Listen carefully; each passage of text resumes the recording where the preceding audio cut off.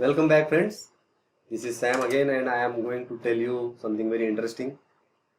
If you are a developer, then only this section is important for you. So this is the Node.js library, which you can use in Node.js means JavaScript library basically. You can use in React.js, AngularJS, Vue.js, whatever JavaScript programming language you are using, and inside the Node.js also.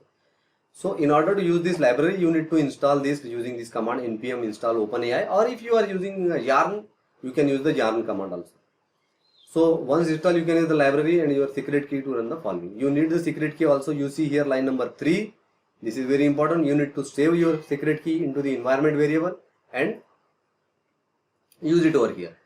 So this kind of code you need to write. I have given you code samples. Don't worry. Just follow all my videos. You will get the code also. I am sharing my code also on my